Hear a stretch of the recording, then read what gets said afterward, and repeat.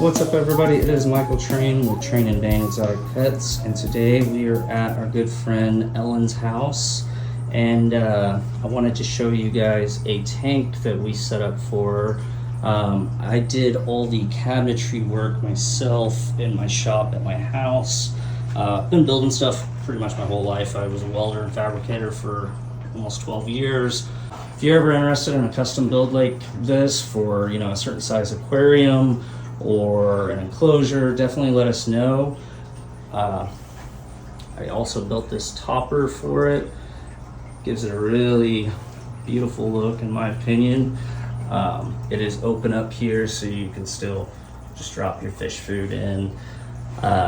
This is a really nice tank that we went with. She got a Planet Aquarium's tank. If you ever want to see what this tank looks like, just stop in our tattoo shop next door and you can check one out. I have this exact same tank sitting in there. It is a 95 Planet Aquariums though. Beautiful tank. So wanted to show you a little more on the stand real quick, and then we're gonna dive into what's in the tank. So down here I put in a few shelves, really nice for storing older fish products. And then up here, I don't know if you've seen that, I've made a sliding door that rolls open, and then over here we've got our filter. So we put an FX6 on there. It's always good to overfiltrate any aquarium, and more filtration, more bio, the best, in my opinion. So now let's go ahead and show you what all's in this tank. So we've got this big, beautiful veiled angel here. Trying to get a side view, but he just wants to stare me down.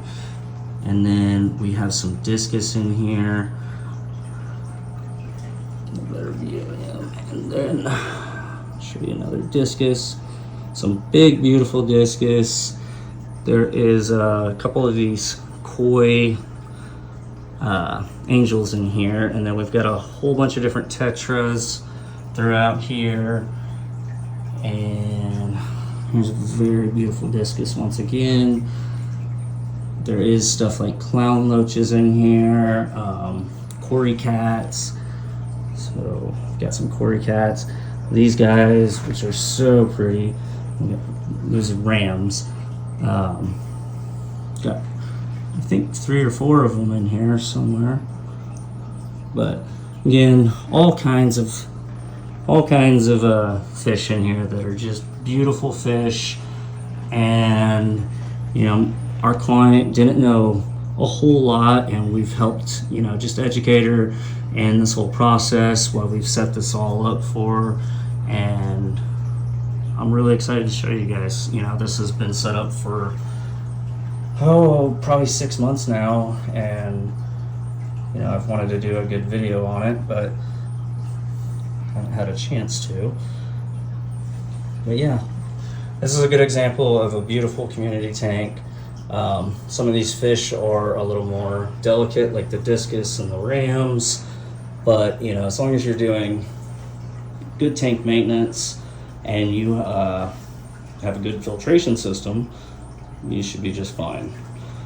So other than the fish, we did use the torpedo beach sand for the substrate. I really like this. It's not too small of grains. It gravel vacs great, holds plants down great.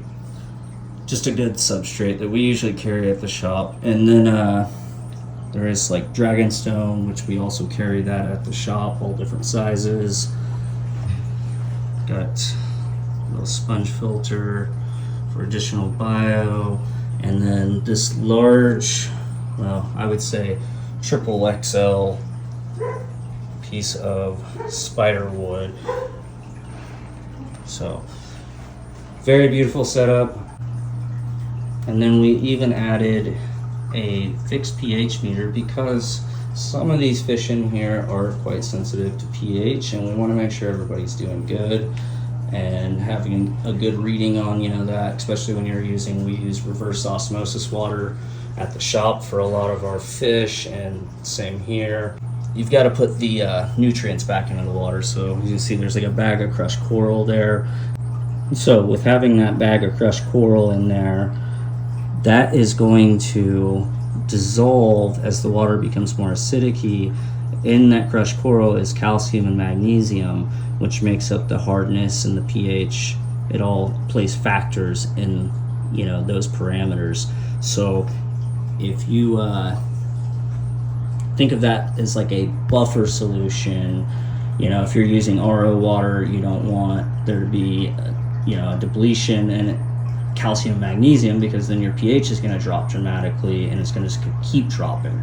And you also don't want your water too soft for some of the other fish. So when you've got stuff like discus and these rams, you know, they like that softer water and that lower pH, but some of these other fish don't. So you've got to really find a balance. So you just, the crushed coral, think of that as a buffer or like money in the bank. Corey from Aquarium Co-op said that once in a podcast, and I mean, that's what it is. So it's going to stabilize around a 7.5 if you're using RO, but it's going to make it to where, you know, that pH is going to always stay around that. It's not going to drop too high or too low, and a stable parameter is the best way to keep your tank as far as parameters like pH and hardness, any of that. So anyways, you guys have got any kind of questions on that, definitely let us know.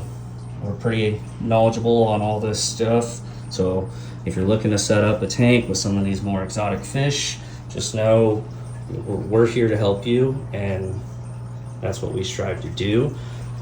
Last thing I wanted to talk about was the background on here. Customer went with this beautiful deep blue. I let her pick out what color, and we painted that on, and I think that came out great. So again, if you guys got any questions, leave those in the comments. If you'd like to know how much this setup would cost you, you could definitely stop in the shop and we could, you know, give you an idea. But just to give you an idea, this, as you see here, with fish, everything in it, the custom stand, the filter, you know, the substrate, everything here, this is probably about a $4,000 to $5,000 setup. And that's just what she's invested in it. And with that said, I'd like to give a shout out to Ellen for being probably our top customer for this year. Definitely appreciate your business and support. It's been a fun process getting this thing together, and I love seeing it full of fish like this, and everybody's thriving, and it looks great. So take care, guys. Thanks for watching.